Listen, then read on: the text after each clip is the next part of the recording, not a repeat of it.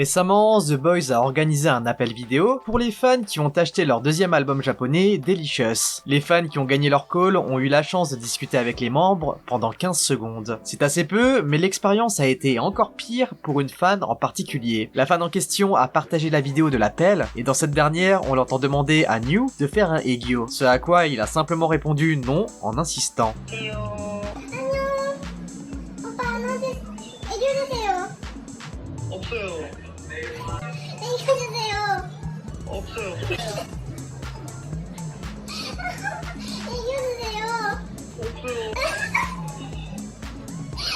La vidéo s'est rapidement propagée sur les communautés en ligne, et les internautes ont exprimé leur déception face au fanservice de New. Beaucoup l'ont critiqué pour avoir été incapable de faire un geste simple, comme un cœur avec le doigt, ou au moins de suggérer de faire quelque chose d'autre pour la fan. Mais non, pendant les 15 petites secondes, il n'a rien fait du tout. Sur les forums, on pouvait lire « S'il ne voulait pas faire de trucs mignons, il aurait pu simplement dire aux fans qu'il n'était pas doué pour ça, ou quelque chose comme ça. Mais étant donné qu'il est toujours une idole, et que ce n'est pas comme s'il parlait à une parfaite inconnue, ce n'est pas une façon de traiter les fans via un appel vidéo. Avec 15 secondes, il aurait pu s'en tirer avec un cœur et le fan aurait été ok. Mais si je me souviens bien, c'est lui qui a cherché la bagarre avec ses messages Bubble aussi. On dirait qu'il a pas changé du tout. D'autres ont souligné que la fan japonaise ne parlait pas très bien le coréen, ce qui explique pourquoi elle lui a demandé de faire un egyo et fut la seule chose qu'elle demanda en répétant. En fait, ce n'est pas la première fois que le membre se comporte d'une manière jugée inappropriée. En mars de cette année, lors d'un fansign event, New a attiré l'attention en refusant de participer à un grip test, une sorte de test pour mesurer la force musculaire de quelqu'un. Il avait ensuite interpellé la fan sur Bubble pour avoir posté les résultats du grip test, ce qui avait déclenché un grand débat en ligne à l'époque. Du coup, l'idol a déjà une réputation pas très positive avec les fans, et ce comportement est venu confirmer sa personnalité. Là où les internautes ont été encore plus déçus, et par rapport au fait que les autres membres ont également eu la même demande de la part des fans, et ils ont tous joué le jeu sans exception, mis à part New. Le débat en ligne concernant son attitude a aussi remis en lumière une interview accordée au magazine Ad Style pour le numéro de février 2022, où l'on demandait à The Boys quel était le secret du succès du groupe. Joe Aknion a répondu que 99% du mérite revient aux fans, et que le 1% restant est le fruit de leurs propres efforts. New, quant à lui, a réfuté la réponse en affirmant « Je suis pas d'accord, je pense que c'est 100% grâce à nos efforts. Je dis pas ça comme ça, nous avons vraiment fait beaucoup d'efforts pendant tout ce temps. Le nombre d'heures d'entraînement est juste trop important. » Pour l'instant, aucun communiqué ne fut fait par le label ou le membre lui-même sur la situation. Les amis, je vous interromps quelques secondes juste pour m'assurer que vous soyez bien abonnés. Ça vous prend un clic et nous, ça nous motive énormément dans notre travail. Et si vous êtes déjà abonné, n'hésitez pas à mettre un like à la vidéo. De l'autre côté, ce 10 juillet, plusieurs netizens ont affirmé sur Twitter que la performance de NMIX lors d'un enregistrement de l'émission K909 s'était incroyablement mal passée. Selon le témoignage, le tournage de NMIX a été le pire jamais connu. La scène a pris feu, une personne s'est évanouie et un drone a arraché les cheveux de la Maknae. Une fan a déclaré en ligne « Le set était vraiment beau, mais parce qu'ils n'ont pas fait attention à quelque chose, la scène a pris feu, et parce qu'ils n'ont pas évacué les gens, quelqu'un s'est évanoui. Ils se sont excusés et comme ils ne nous ont pas laissé partir, nous étions tous épuisés. La performance était bien, mais un drone s'est pris dans les cheveux de Kyujin. Je n'irai plus jamais à un autre enregistrement. » Les internautes ont aussi affirmé que Lily avait également été touchée par un drone, mais que heureusement les filles n'avaient pas subi de graves blessures. Par la suite, K909 a publié sa déclaration officielle concernant la série d'événements qui se sont produits lors du tournage de l'émission. Dans la déclaration partagée avec Sport Seoul, ils expliquent ce qui s'est passé. Apparemment, une partie de l'herbe rose dans un pot de fleurs artificiel a pris feu. Le staff a immédiatement évacué les artistes et éteint le feu à l'aide d'un extincteur. En ce qui concerne la fan qui s'est évanouie, l'émission affirme avoir aidé cette personne à quitter l'endroit. L'équipe de production aurait recommandé à la fan de rentrer chez elle, mais la fan a exprimé son intention de revenir sur le tournage. Du coup, elle est revenue avec un membre de l'équipe, et l'équipe a pris des mesures pour que la fan puisse regarder l'enregistrement en restant assise. Et finalement, en ce qui concerne le drone qui a atteint la tête de Kyujin, l'émission affirme « Après avoir confirmé que le drone avait atteint la tête de Kyujin, nous avons immédiatement arrêté de filmer avec ce drone. Nous avons vérifié son état de santé avec elle et son agence. Par la suite, nous avons reçu la confirmation qu'il n'y avait aucun problème avec son état de santé, et nous avons repris le tournage. » L'émission finit par s'excuser et affirme faire plus d'efforts à l'avenir pour la sécurité de tous.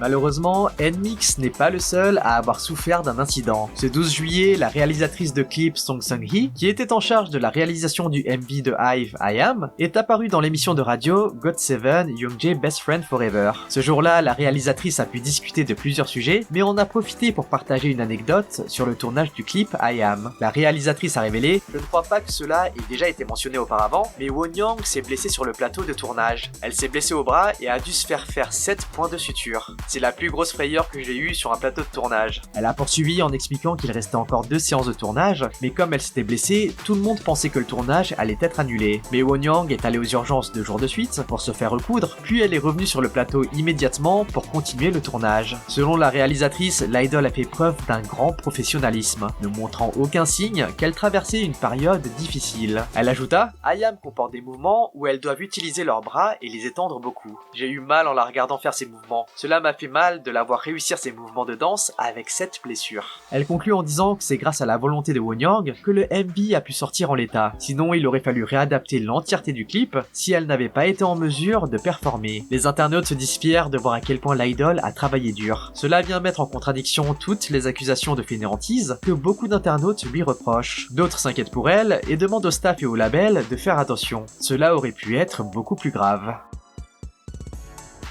Bon allez, on passe aux actus feel good. Il n'y a qu'un nombre limité de groupes K-pop qui peuvent se féliciter de remporter la première place lors d'émissions musicales, et encore moins qui le font dans le cadre d'un programme de télévision public. Et parmi eux, il n'y en a qu'un seul qui l'ait fait dans l'émission Music Bank de KBS au cours de chacune de ces 3 décennies. Et le tenant en titre n'est nul autre que SHINee. Le groupe de l'ASM a fait ses débuts en 2008 avec Replay. Cette chanson est devenue un succès instantané, les propulsant au rang de Monster Rookie. D'autres groupes K-pop ont également remporté la première place tout au long de leur carrière. Cependant, SHINee est le seul artiste à l'avoir fait dans les années 2000, 2010 et 2020 sur Music Bank. Le band a remporté sa première victoire à la Music Bank avec Juliette en juin 2009. Ils ont enchaîné avec Ring Ding Dong en novembre. Ensuite, le groupe a commencé les années 2010 en force avec sa chanson emblématique Lucifer. Le titre a remporté la victoire à la Music Bank en juillet 2010. Ensuite, le band a gagné le trophée encore une fois en 2012 avec Sherlock, en 2013 avec Dream Girl, en 2015 avec View et Married to the Music, et en 2016 avec One of One. Et plus récemment, SHINee a à nouveau remporté un trophée avec Hard. Il s'agissait d'un retour particulièrement significatif car c'était le premier album du groupe depuis que le McNe Taemin avait terminé son service militaire. SHINee est donc le seul et unique groupe à afficher ce record incroyable. aespa également mérite des félicitations cette semaine. Bien que leur album My World soit sorti le 8 mai, la sortie du mini-album en CD a été retardée aux États-Unis, ce qui signifie que My World n'est sorti physiquement aux États-Unis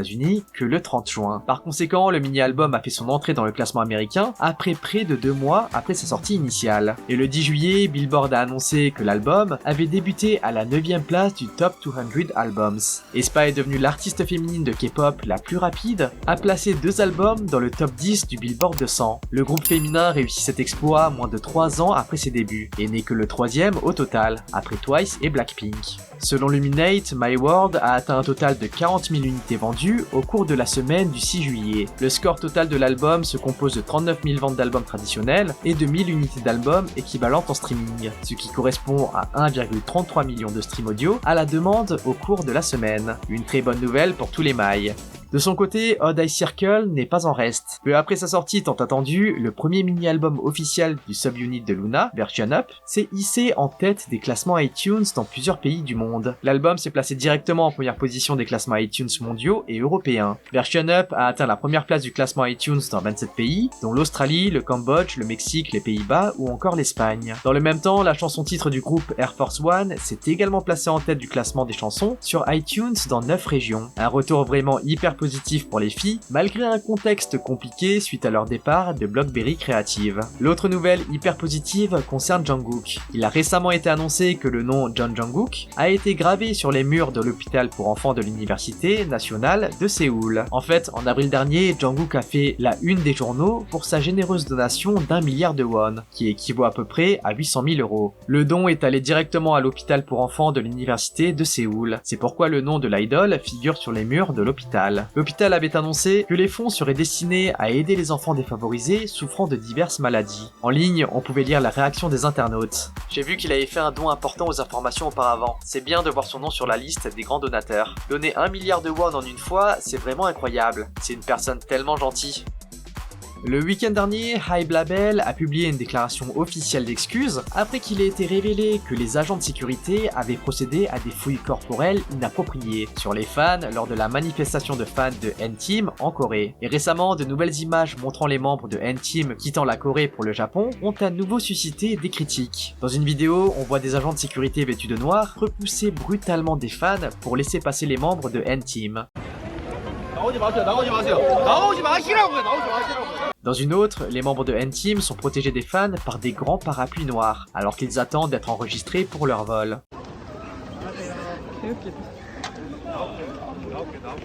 On entend aussi les agents de sécurité crier « Poussez-vous, éloignez-vous ». Combien de fois on doit vous le dire? Dans une autre vidéo, un agent de sécurité crie « Ne sortez pas, vous m'entendez ?» tout en repoussant les personnes présentes autour.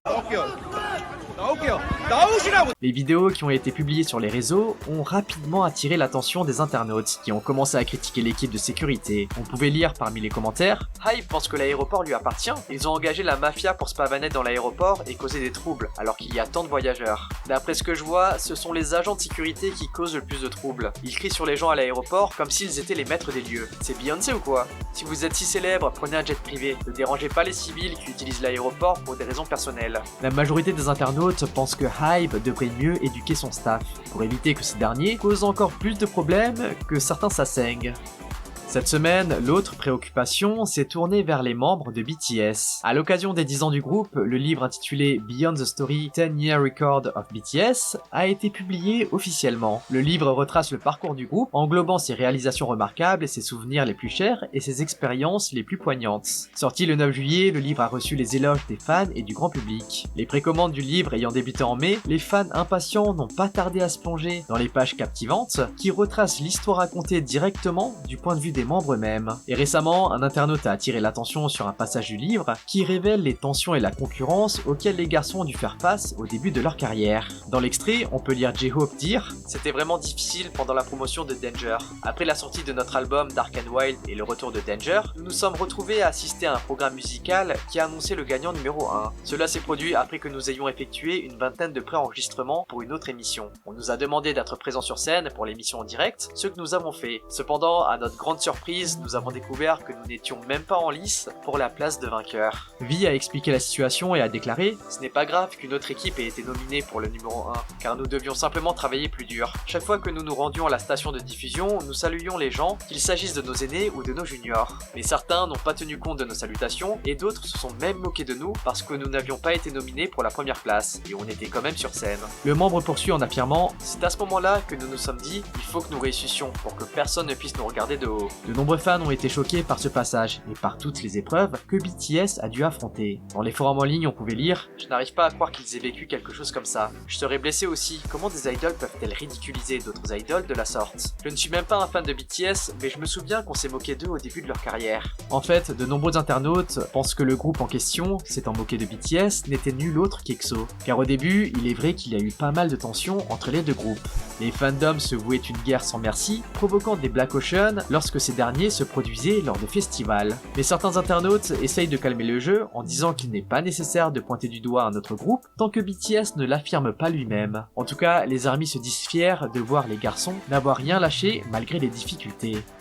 Le fandom se dit également particulièrement fier de Taehyung pour ses actions concernant la youtubeuse Sojang. Pour info, Sojang est une youtubeuse coréenne qui est connue pour faire du contenu assez polémique. Dans ses vidéos, elle cible des célébrités et des idoles K-pop et les diffame de manière flagrante avec des affirmations des fois très graves. Les anti ainsi que les curieux ont donné à ses vidéos YouTube plusieurs millions de vues, ce qui les a rendues virales. Certains ont même commencé à croire les rumeurs répandues sur le compte. Mais une vidéo en particulier a fait la différence, celle dans laquelle Sojang affirme que Taehyung avait provoqué un scandale en état d'ébriété et qu'il était impliqué dans un incident grave. Suite à la vidéo, une ARMY a fait une capture d'écran de la chaîne et l'a postée sur Weverse. Immédiatement après avoir vu le message, le membre de BTS s'est prononcé en disant « Ah, je vais intenter un procès, je pense que je peux gagner un peu d'argent de poche. » Non seulement il a rassuré ses fans sur son état émotif concernant la vidéo, mais il a également ajouté « J'ai juste survolé le message, et tous les artistes, pas seulement nous, n'aiment pas les gens comme ça. Tous les fans et ARMY peuvent ou non surveiller cette personne. personne, mais je porterai plainte au nom de tous ceux qui ont été blessés ou qui n'ont pas le courage de le faire. À ce moment-là, en réponse, la youtubeuse a laissé une remarque provocante en disant « Vi a mentionné ma chaîne sur Weverse et a vu mes vidéos. Il n'aurait pas dû dire qu'il pouvait gagner de l'argent de poche, car cela ne ferait que lui compliquer la tâche. C'est la seule et unique chaîne YouTube que la star mondiale de BTS regarde. » Mais il semblerait que Vi ait effectivement mis ses menaces à exécution.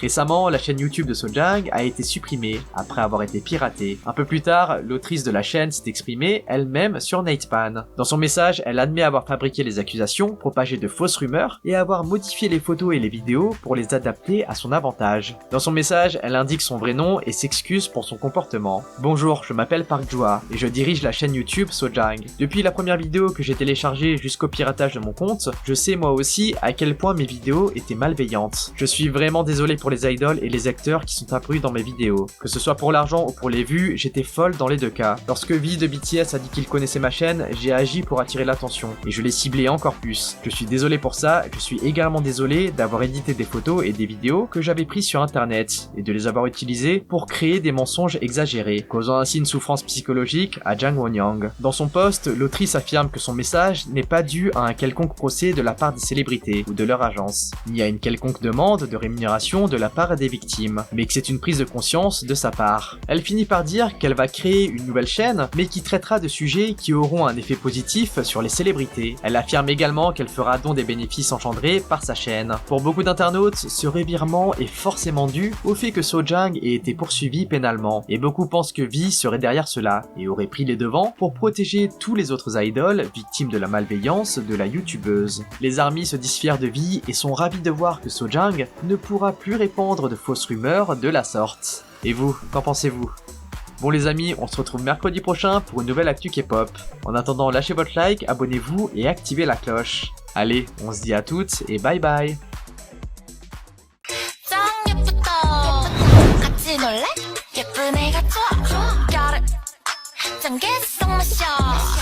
쉽게 뿌리, oh yeah, 뿌리 뿌리.